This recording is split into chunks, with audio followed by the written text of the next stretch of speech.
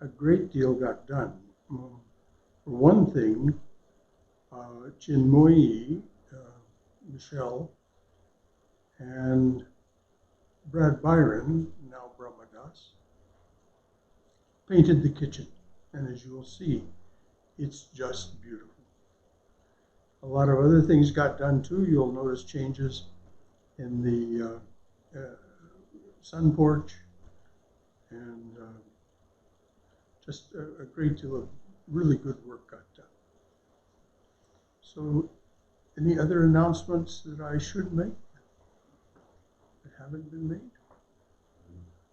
Yes, dear. I would just re-emphasize the importance of being signed up to the newsletter, and because it's that and the website and Facebook are maybe more important in the days to come. All right, in the few months to come, by all means, please do, if you're not already signed up for the newsletter, please do sign up for the newsletter. Check the website, check the Facebook page. We do our very best to stay in touch with you through media. And we work at it practically daily, certainly weekly. Cindy is constantly updating the website, updating the Facebook page, and then the newsletter goes out weekly. Oh, thank you, dear.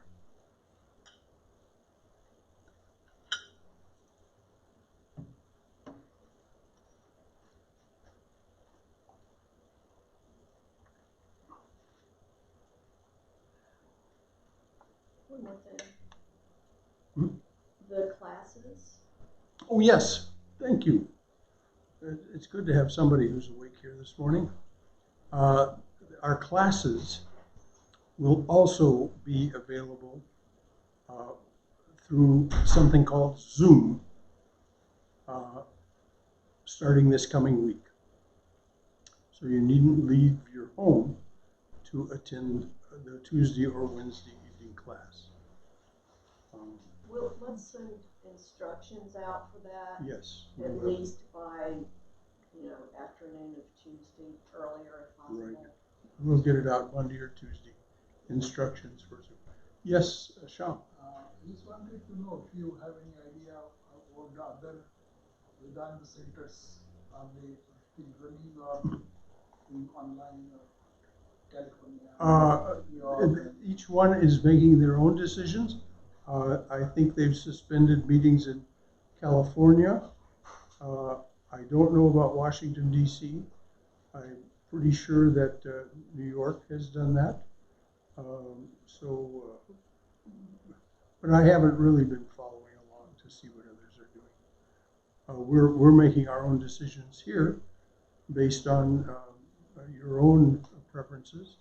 As I say, if you wish to come next Sunday and the following Sundays, you're more than welcome to. Use the common precautions. But if you wish to stay home, we will be live streaming. So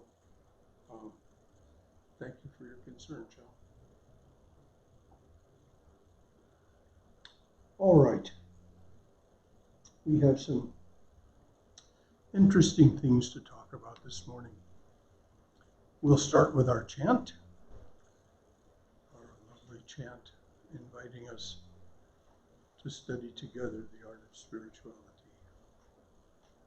Om Sahana Bhavatu Sahano Bhunaktu Saha Viryam Karavavai Tejasvina Vaditamastu Ma Vidvishavahai. Om Shanti Shanti Shanti. May the divine being look over us lovingly as a mother and father. May the divine being support and nourish us as a mother and father. May we have the strength and skill to study together the art of spirituality. May no misunderstandings arise amongst us.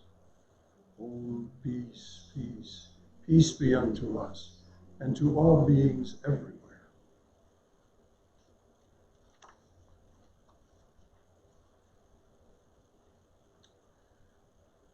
This month, we depart from our usual routine of taking up one of the 4 yogas for detailed study. Instead, we are introducing a parallel tradition of spiritual unfoldment as taught by Don Juan Matus. A Yaqui Indian, Don Juan was a brujo of the Toltec lineage.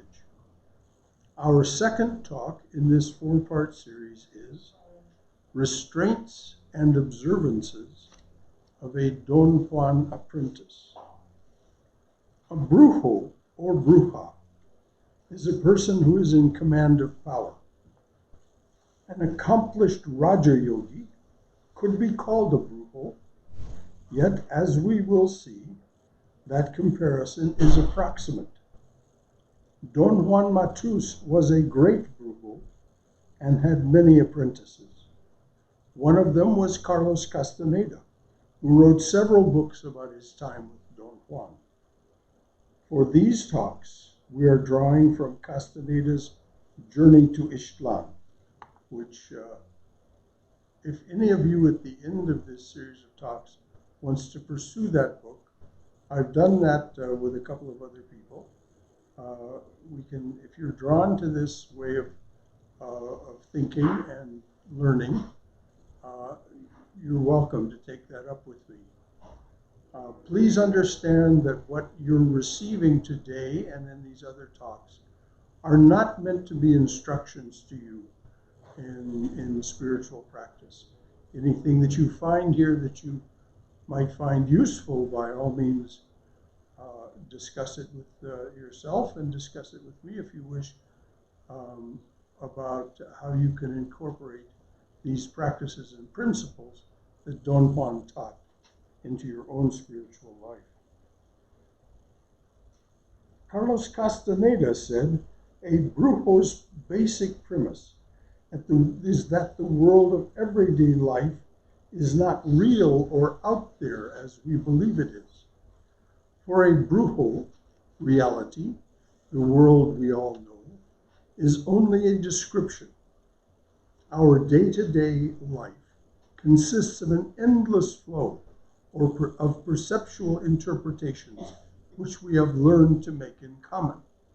And that's self-evident. Otherwise, we wouldn't be able to do what we're doing this very moment. Don Juan taught his apprentices how to overcome the limitations of that description. He called this achievement stopping the world. This idea is not new to us. In the Mandukya Upanishad, it is spoken of as the cessation of all phenomena. And in Patanjali's Yoga Sutra, the goal is kaivalya, independence through detachment from all thought forms. Total independence, lack of limitation, no limitation, through detachment from all thought forms. Patanjali starts a yogi's journey to kaivalya with yamas and niyamas, restraints and observances. They are the first 2 of his 8 limbs of yoga. Don Juan's apprentices also practice the system of restraints and observances as they learned to stop the world. This morning we'll explore some of the physical and spiritual disciplines that began Castaneda's journey to Ixtlan. Now, as we know from our own spiritual practices and from our relationships with our teachers, especially our gurus, each apprentice or chela, student, learns differently.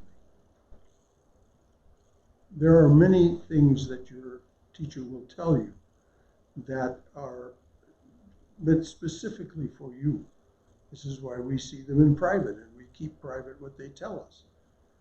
But principles and practices in common, those that are are those principles and practices in common among all their disciples or apprentices, are those that the teacher applies to himself or herself. For example, my teacher Swami Swahananda said, the only true measure of spiritual progress is change in behavior. That's a principle that he applied to himself. For example, if you went to Swahananda with some spiritual insight or experience, he would always be affirming, but he would say, talk to me about it again in 3 months. And then he would remind us, the only true measure of spiritual progress is change in behavior. Because if you're remaining the same, you may have all these intellectual appreciations, you may have these understandings at an intellectual level of spiritual principles and practices. But if you don't translate them into action, nothing is really taking place. You are an armchair disciple.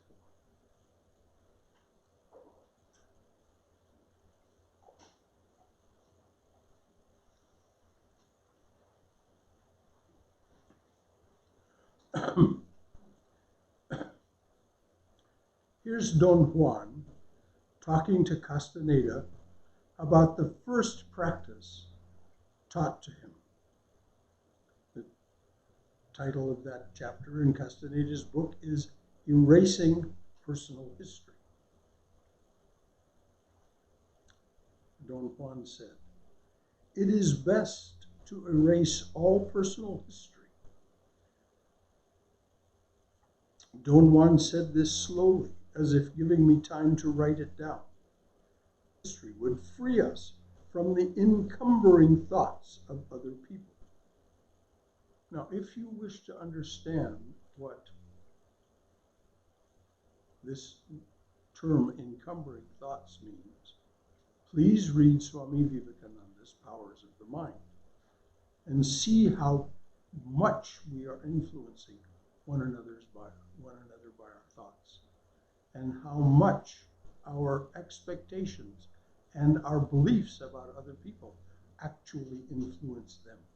This is what Don Juan is talking about. It would free us from the encumbering thoughts of other people. I could not believe Castaneda. I could not believe that he was actually saying that. I had a very confusing moment. He must have read in my face my inner turmoil and used it immediately. Take yourself, for instance, he went on, saying, right now you don't know whether you are coming or going. And that is so because I have erased my personal history.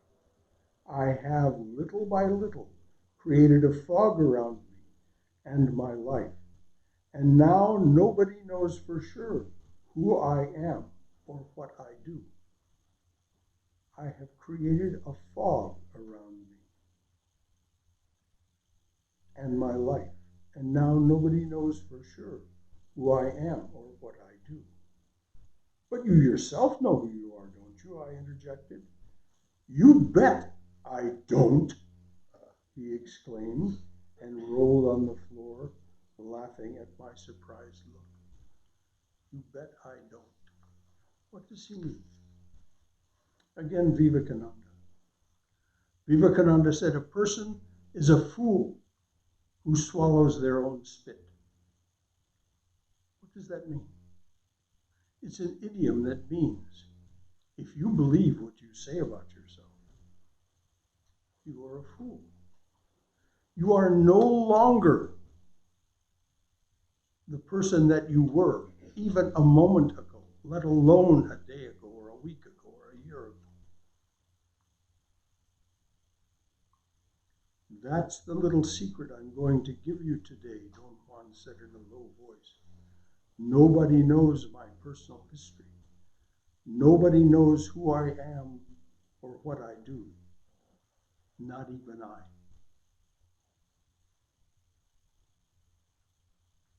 How can I know who I am when I am all this, he said, sweeping the surroundings with a gesture of his head.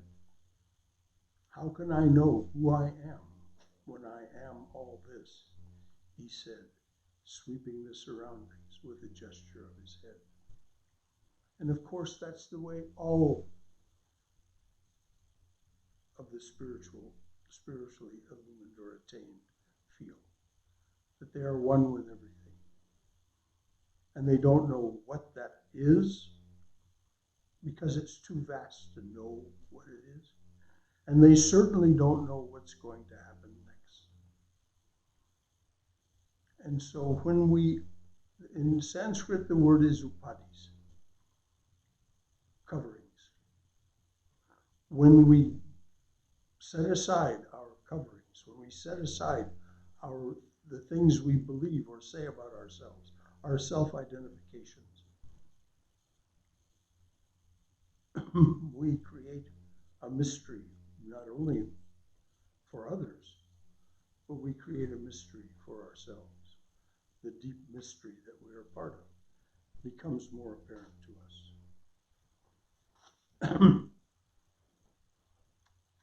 There's a corollary to this, and it's the next chapter in the book, and it's titled Losing Self-Importance.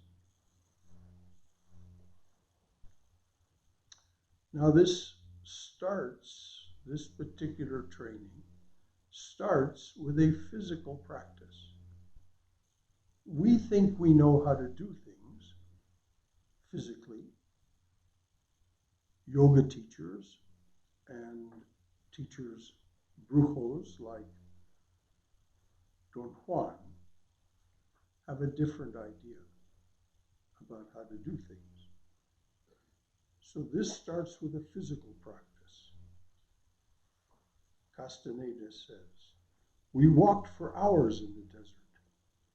He did not collect or show me any plants. He did, however, teach me an appropriate form of walking. He said that I had to curl my fingers gently as I walked, so I would keep my attention on the trail and the surroundings. He claimed that my ordinary way of walking was debilitating, and that one should never carry anything in their hands. If things had to be carried, one should use a knapsack or any sort of carrying net or shoulder bag. His idea was that by forcing the hands into a specific position, one was capable of greater stamina and greater awareness."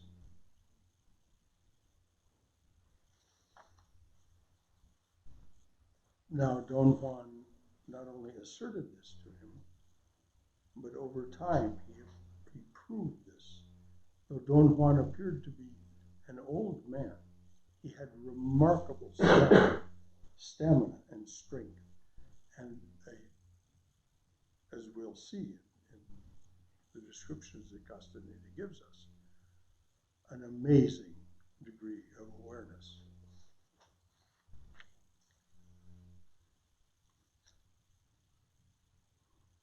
The conversation continues. Don Juan recapitulated, as if to refresh my memory, all he had said before on the topic of learning about plants. He stressed emphatically that if I wanted to learn, I had to remodel most of my behavior. My sense of annoyance grew until I had to make a supreme effort even to take notes. "You take yourself too seriously," he said slowly. "You are too damn important in your own mind. That must be changed. You are so goddamn important that you feel justified to be annoyed with everything. You're so damn important that you can afford to leave things if they don't go your way. I suppose you think that shows you have character. That is nonsense. You are weak and conceited." I tried to stage a protest, but he did not budge. He pointed out that in the course of my life, I had not ever finished anything because of that sense of disproportionate importance that I attached to myself. I was flabbergasted at the certainty with which he made his statements. They were true, of course, and that made me feel not only angry, but also threatened. Self-importance is another thing Self-importance is another thing that must be dropped, just like personal history, he said, in a dramatic tone.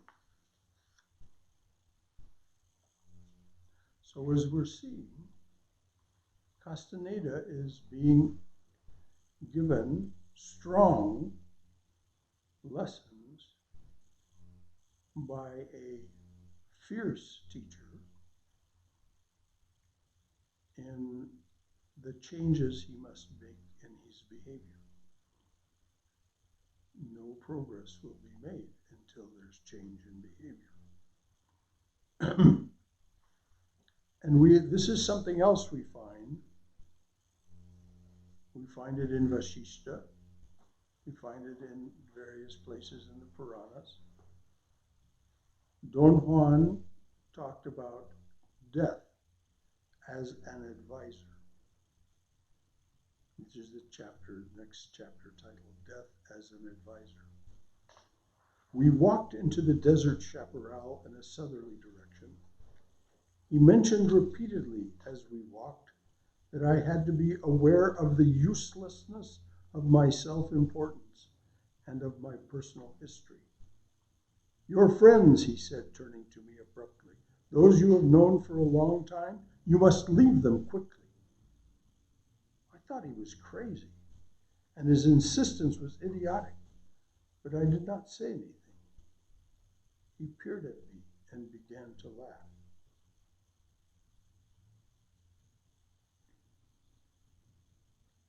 Castaneda narrates a story about hunting an albino falcon when he was a boy. His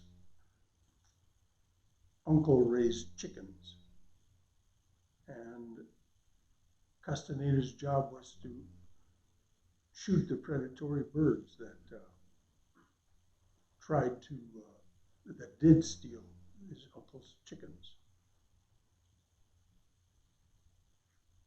Castaneda hunted an albino falcon for some time, and at one point he tried to shoot the falcon and was unable to, and a chill came over his body. Don Juan says, "Your death gave you a little warning," he said with a mysterious tone. "It always comes with a chill." "What are you talking about?" I said nervously. He really made me nervous with his spooky talk. "You know a lot about birds," he said. "You've killed too many of them. You know how to wait. You have waited patiently for hours. I know that. I am seeing it." His words caused a great turmoil in me. I thought that what annoyed me the most about him was his certainty. I could not stand his dogmatic assuredness about the issues in my own life that I wasn't sure of myself. I became engulfed in my feelings of dejection, and I did not see him leaning over me until he actually had whispered something in my ear. I did not understand it at first, and he repeated it. He told me to turn around casually and look at a boulder to my left. Excuse me, this is not any kind of illness whatsoever. This has to do with the fact that the treatment for my congestive heart failure, I have to take a pill that dries me out.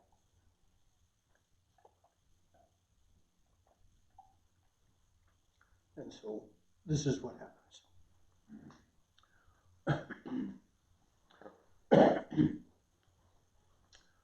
Don Juan told me to turn around casually and look at a boulder to my left.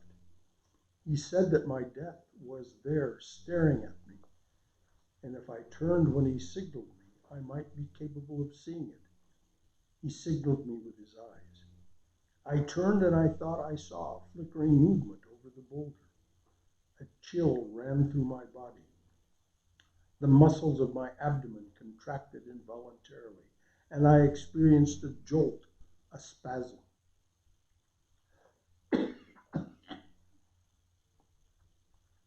After a moment, I regained my composure, and I explained away the sensation of seeing the flickering shadow as an optical illusion caused by turning my head abruptly.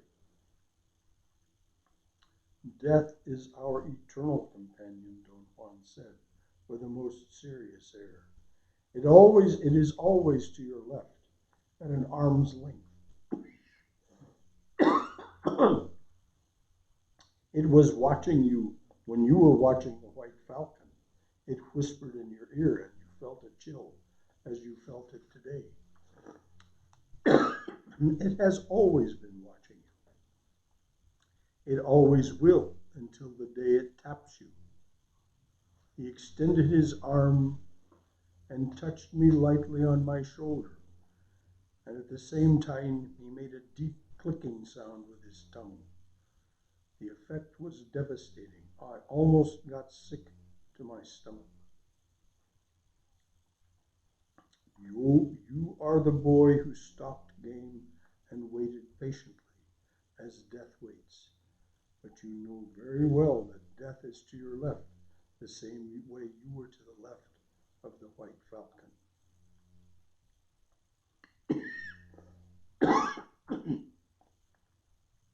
His words had the strange power to plunge me into unwarranted terror. My only defense was my compulsion to commit to writing everything he said.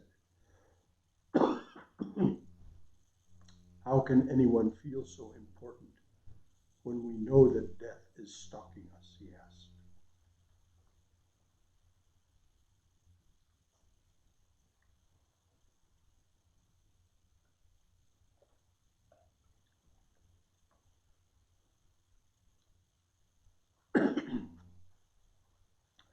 Death is the only wise advisor that we have.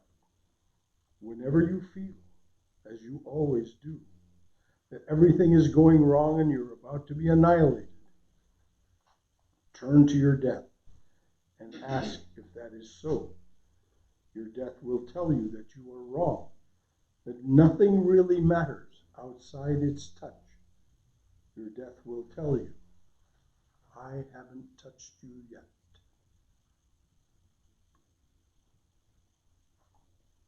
So the idea is, what is our perspective about the importance of ourselves and of what we do, and certainly about our history in the face of the fact that death is always waiting for us. As Don Juan insists, it makes us very precise and effective. One of the ways that we become more precise and effective is the next chapter title. It's called Assuming Responsibility.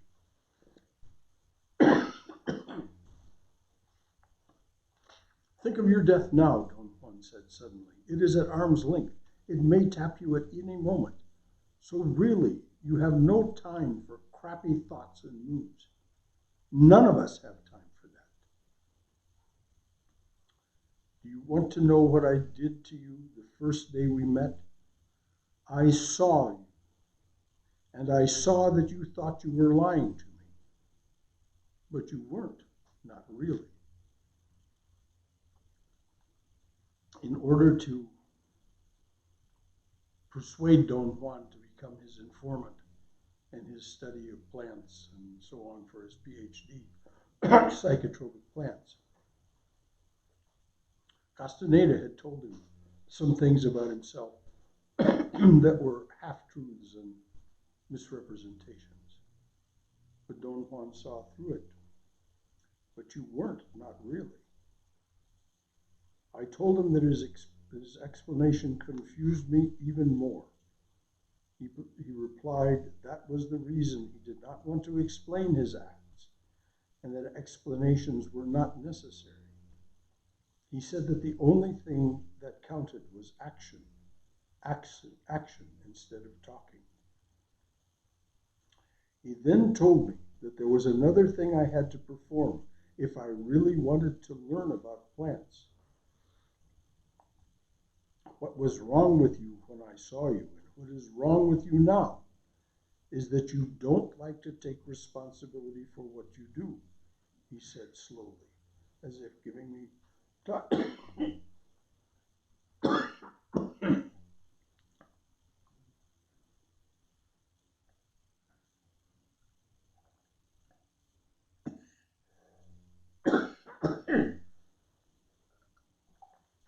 I apologize for this. If I had known it was going to happen, I would have canceled the talk. Sorry for the interruption. I'm really not in much distress. There's just this tickle in my chest. Quote, you don't like to take responsibility for what you do, he said slowly, as if to give me time to understand what he was saying. When you were telling me all those things in the bus station, you were aware that they were lies. Why were you lying?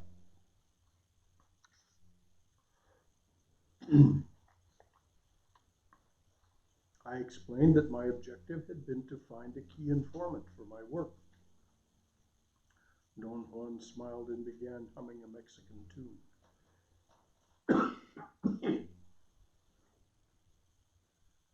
When a man decides to do something, he must go all the way, he said.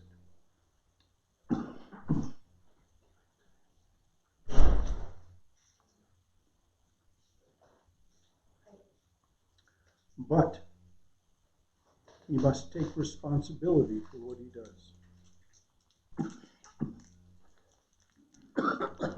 Here's the second one. Well, this is a cough drop. Is that a cough drop? I don't know. Here, that's a cough drop. That ginger honey cough drop Thank you. that you've had before.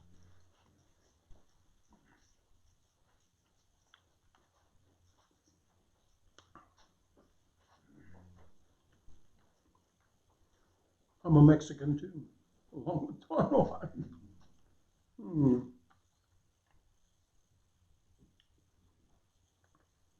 I explained that my objective had been to find a key informant for my work. Don Juan smiled and began humming a Mexican tune. When a man decides to do something,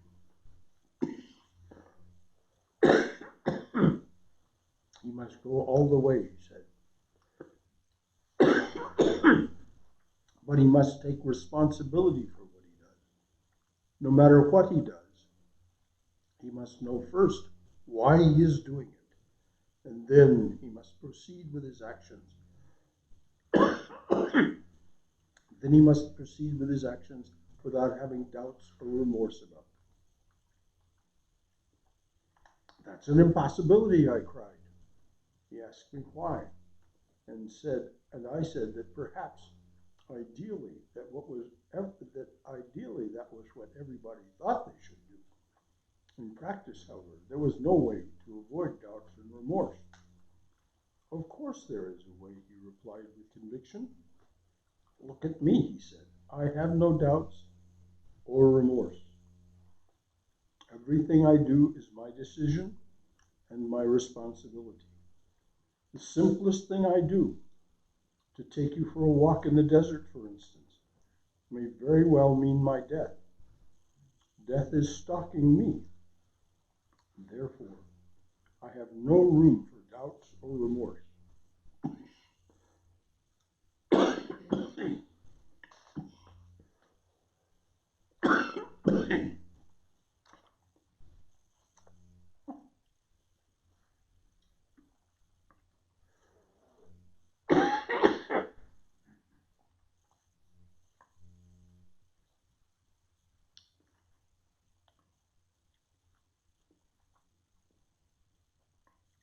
I have no room for doubts or remorse.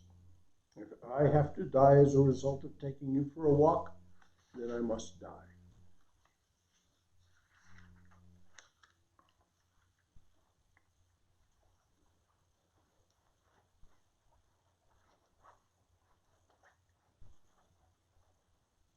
Would somebody get the box of cleanups over there?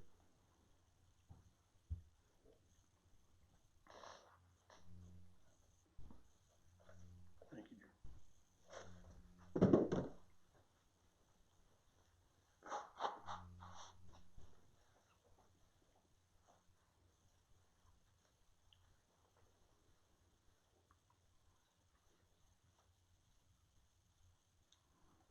Now, as I said,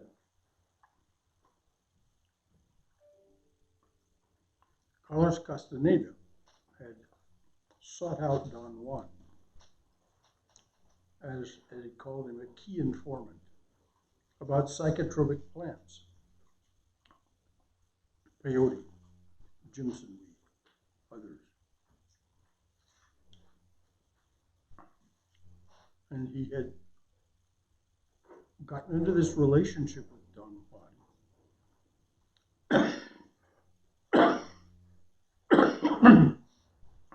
carrying this attitude of a UCLA PhD candidate, a successful man in his world, and that is what he carried forward into the relationship.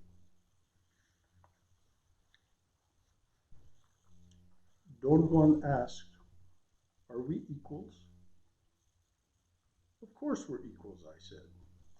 I was naturally being condescending. I felt very warm toward him, even though at times I didn't know what to do with him. Yet I still held in the back of my mind, although I would never voice it, the belief that I, being a university student, a man of the sophisticated Western world, was superior to an Indian. "No," Don Juan said calmly, "we are not."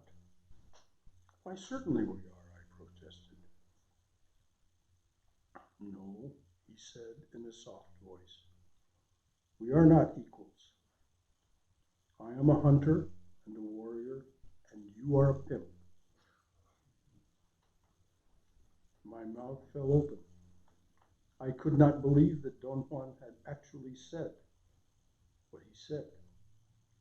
I dropped my notebook and stared at him dumbfoundedly, and then, of course, I became furious. He looked at me with calm and collected eyes. I avoided his gaze, and then he began to talk. He enunciated his words clearly. They poured out smooth and deadly. He said that I was pimping for someone else, that I was not fighting my own battles, but the battles of some unknown people, that I did not want to learn about plants or about hunting or anything else, and that his world of precise acts and feelings and decisions was infinitely more effective than the blundering idiocy I called my life. After he finished talking, I was numb.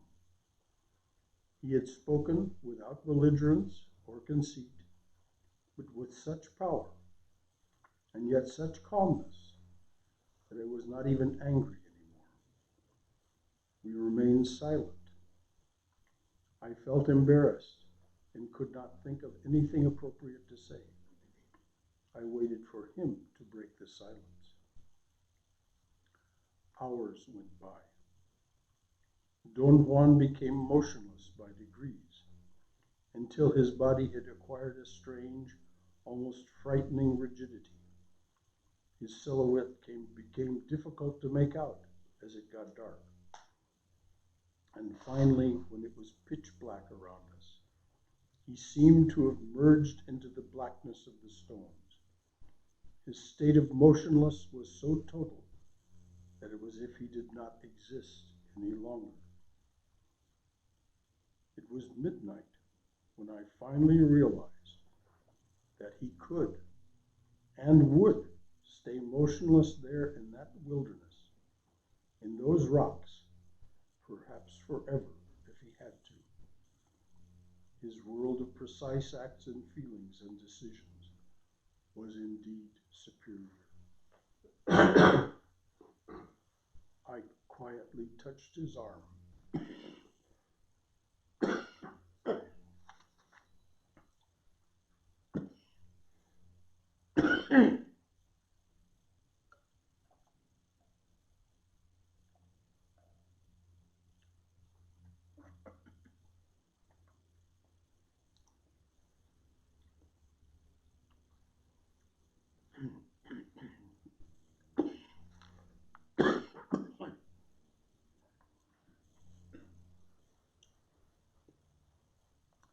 It was midnight when I finally realized that he could and would stay motionless there in that wilderness, in those rocks, perhaps forever, if he had to.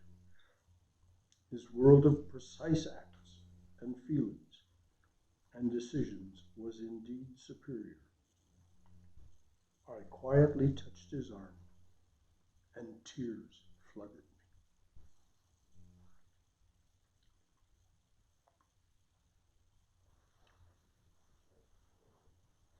And of course, this is the moment when Castaneda accepts with love and humility the role of student, of apprentice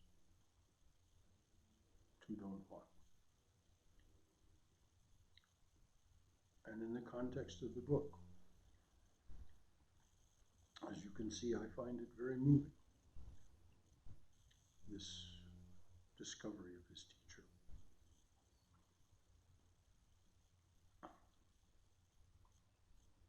So, next Sunday morning, we'll cover these chapters. Becoming a hunter. And becoming a hunter is very like what Swami Vivekananda speaks of when in his aphorism,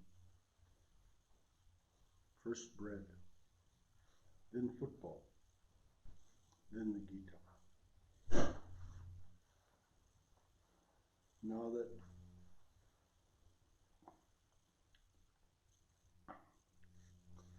that Castaneda has accepted his relationship with Don Juan,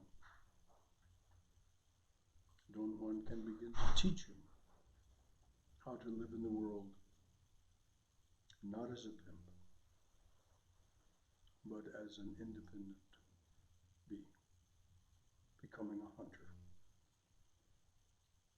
One of the things, it follows the erasing his personal history and losing self-importance, becoming inaccessible. In Patanjali's Yoga Sutra, we find it discussed as becoming introverted rather than extrovert, becoming inaccessible to that which distracts us. And then, having begun to master those two things, becoming a hunter and being inaccessible, disrupting the routines of life.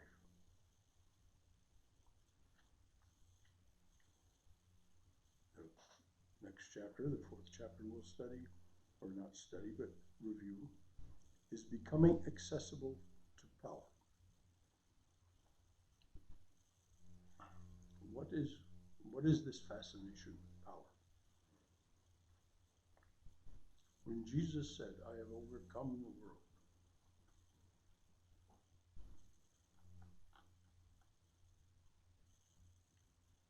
when Sri Ramakrishna said, when you are sick of the world, come to me, I have the cure. I have the cure.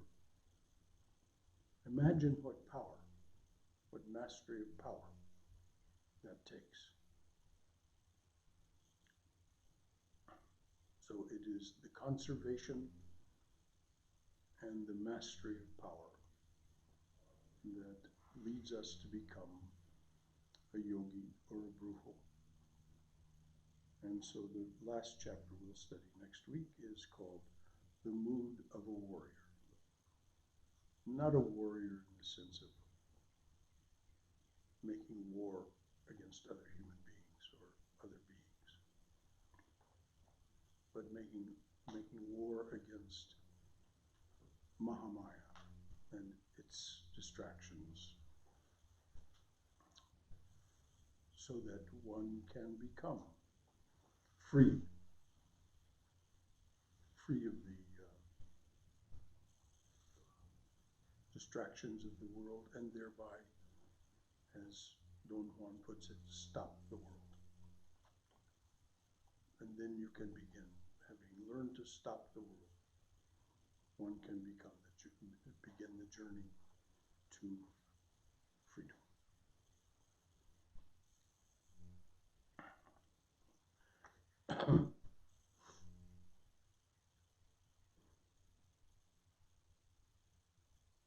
So whoever provided the cough drop, thank you very much. That helped a lot. Just started with that. No remorse, no regrets. Just that's how it is. I should have started with a cough drop.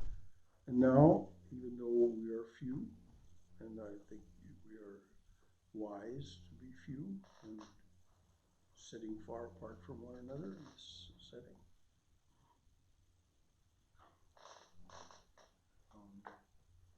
let's do the part of this hour that is such a joy, where we share one another, where we study together the art of spirituality, where we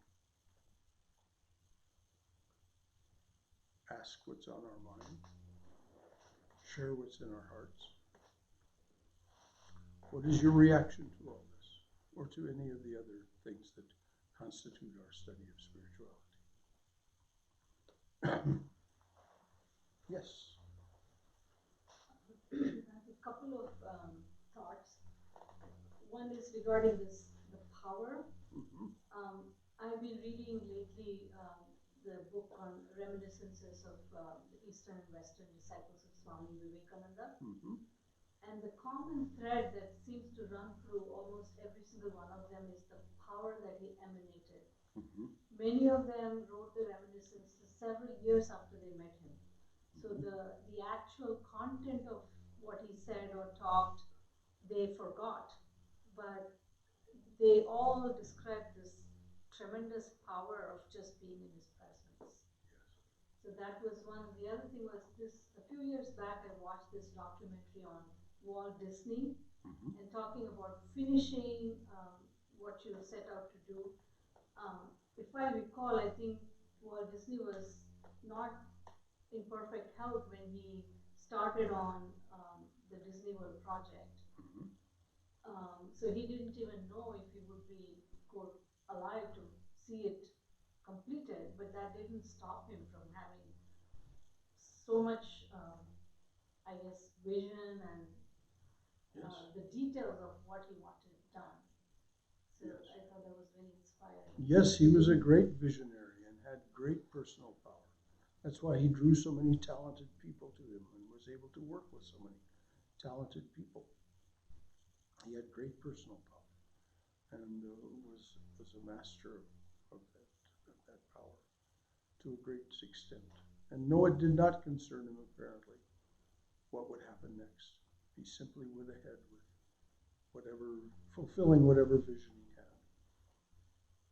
And whether or not we agree with whether the Disney places, given their employment record, are the happiest places on earth, it certainly is a remarkable place to visit. Best customer service. Hmm? I'm sorry, Raj?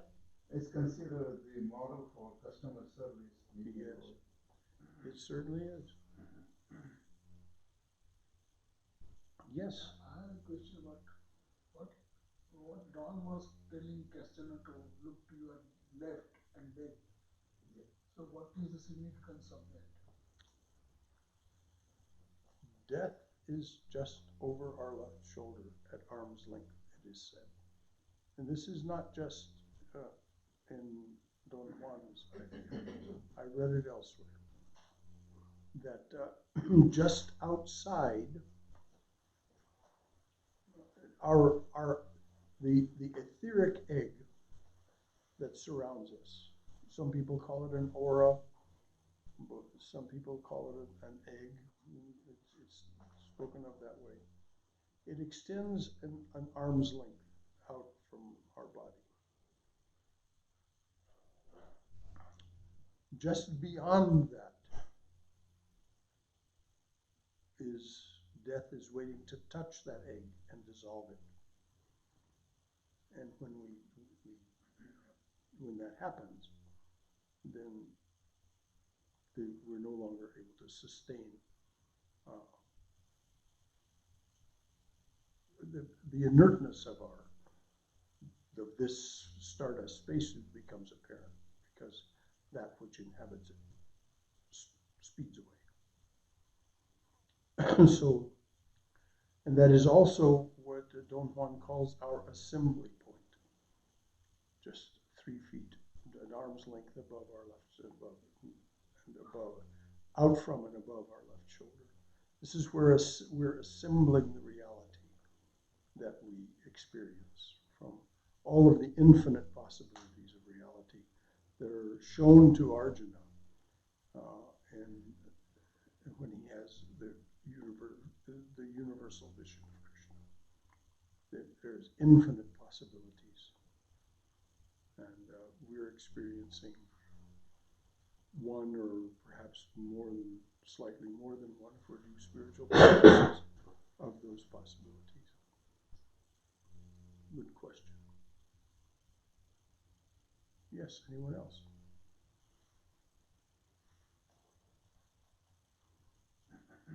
Yes, dear. I like that explanation of that change, what you mentioned, that unless there is a change in ourselves, where the education doesn't mean anything, or our whatever we are learning doesn't mean anything if there is no change. So that was really good lesson. And one more thing, I just want to make sure that, so his message is that it is about all humbleness, humility. So humility will let us grow. Is that what he is saying?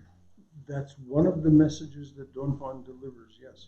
Humility in the face of the stupendous gift of human life. And the fact that we don't need to live it in such a limited way as we do. A warrior is humble, yes. A warrior is not self-inflated. The self-importance is gone. There's just what is precise and effective, and that which I'm willing to assume responsibility for in the moment. Very good, that's right. And you know, this is one of the things that struck me so when I read this book, is the parallel between what Don Juan says and what was just a refrain with Swami Swahana. The only true measure of spiritual progress is change in behavior. Anyone else? Yes, Raj. Why he says that erase all, I'm trying to remember what exactly was. Erase your personal history. Right. What's the real purpose of what's meaning about it? The reason to erase your personal history is that it is the limitations that you carry around and believe about yourself. As Vivekananda said, he is a fool who swallows his own spit. That is to say that if you believe what you say about yourself, because it's however true it might have been at some time, it is not true anymore. Your personal history is not a definition or limitation of you. And this whole chapter on erasing personal history, of course, I give you just a very brief synopsis of what Don Juan was saying and why he was saying it. The full chapter explains in great detail why it is such a limitation. And that's why I said if you want to read another aspect or perspective on this, read Swami Vivekananda's talk, Powers of the Mind, in which he explains how not just our own thoughts, but the thoughts of others are such an encumbrance. And when we erase our personal history and no longer talk about ourselves, tell other people about ourselves and who we are, what we've done, and so on and so forth. As Don Juan says, we create a fog around ourselves that disallows people from limiting us by their thoughts. It limits their ability to limit us with their thoughts. So our personal history is first of all, it's a fiction, because it's no longer true, however true it might have been at one time. It's no longer the truth. The truth is what is true in this moment. And we carry forward with us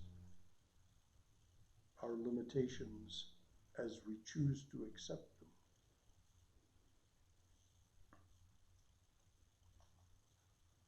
Good question. Yes, yes. Did you have something else, Raj? No, that's it, thank you. Mm-hmm.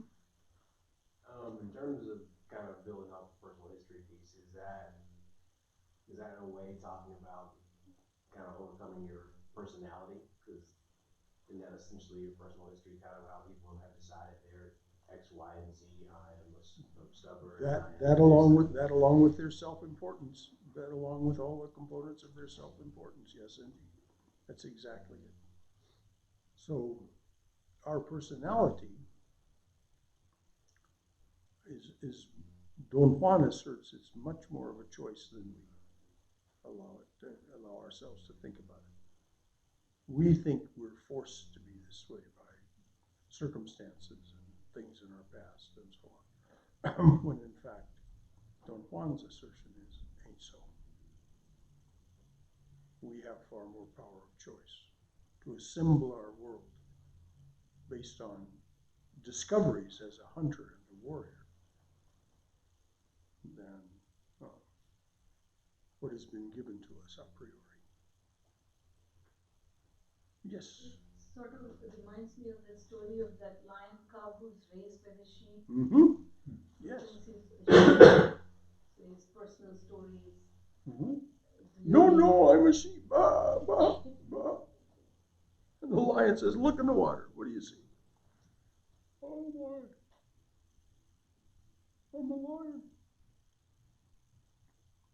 Though I have been told time and again, I am a lion of the spirit, I don't want to hear it. Yes? When it comes to change, who is to decide whether I'm changing or not? Do I have to judge myself or somebody else will say, oh, we are changing? What business is it of theirs? That's what I'm saying. What business is it of theirs? I mean, they may notice. They may notice with appreciation. They may notice with horror.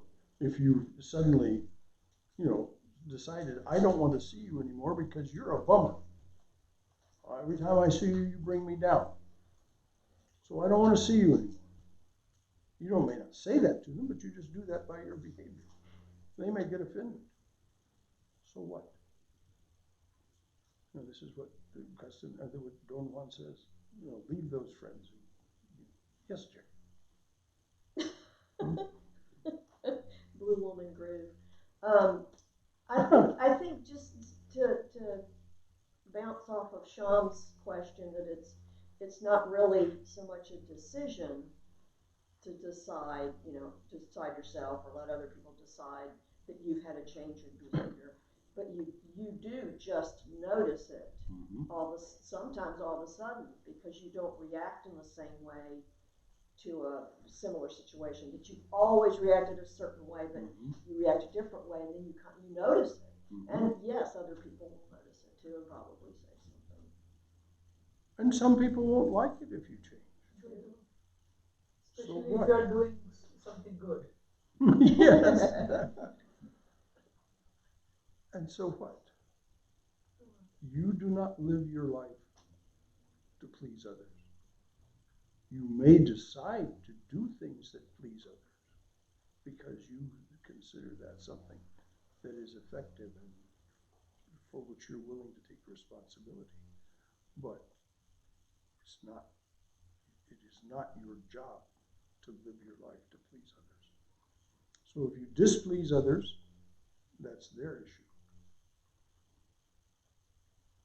Yes? And it reminds me of this incident in the book about Swami Vivekananda when he's traveling in one of the steamers or something, and he's smoking a cigar, and people around him are like appalled, like, because there's a rule that is not supposed to smoke, and so they say you're smoking, and then the captain or the conductor of the ship is walking towards them, and they're all frightened. Oh, look, he's coming!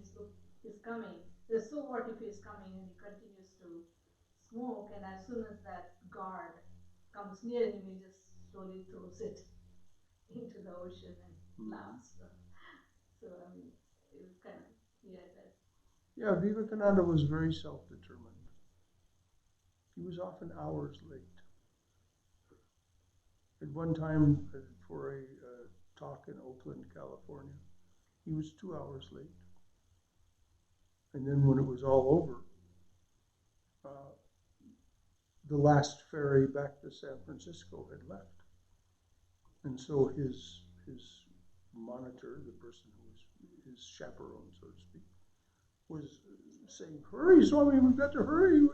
And the Swami said, "No, there's no need to hurry." "Well, we'll miss the ferry, we'll miss the ferry." "Well, isn't there another ferry?" "Yes, but not until the morning." So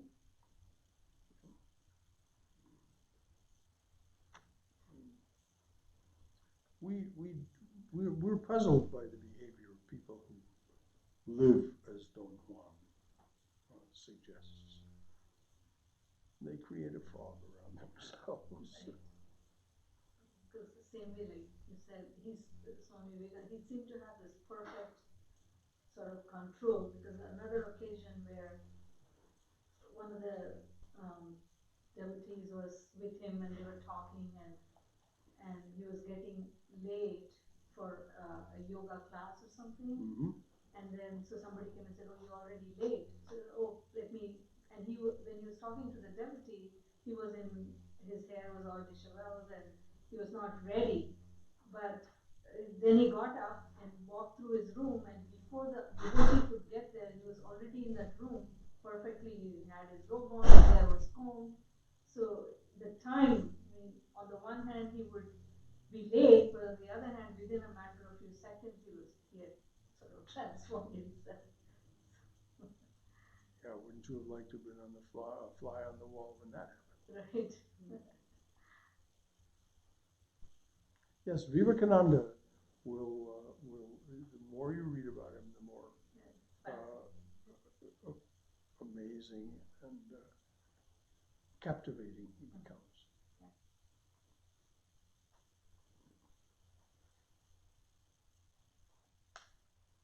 All right. Well, thanks for coming out this morning.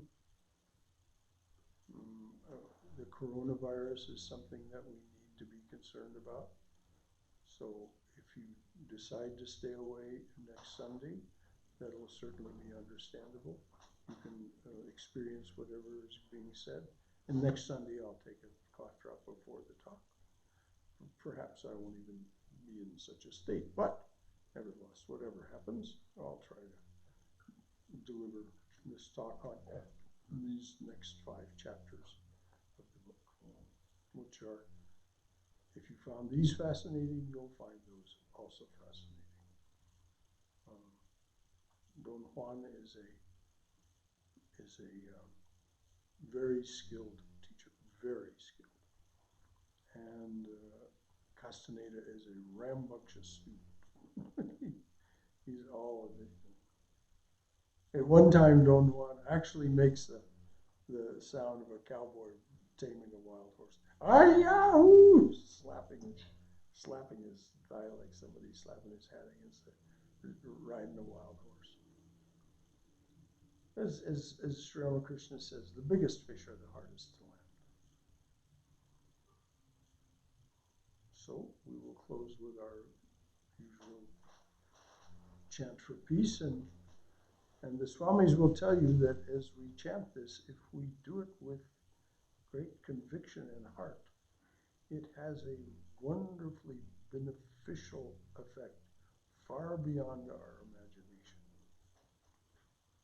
So as we repeat this prayer, let's hold that thought, that there is a very great need for peace. So let there be peace in outer space. Let there be peace in outer space. Let there be peace in the sky, on the earth, and in the waters. Let there be peace on the sky, on the earth, and in the waters. Let there be peace in the herbs, the plants, and the trees. Let there be peace in the herbs, the plants, and the trees. May the gods be peaceful. May the gods be peaceful. May the whole universe be pervaded by peace. May the whole universe be pervaded by peace. Let this infinite universal peace prevail throughout my being. Let this infinite universal peace prevail throughout my being. Om Shanti, Shanti, Shanti. Peace, peace, peace be unto us and to all beings everywhere. Om Hari Om Tat Sat. As Captain Picard would say, make it so.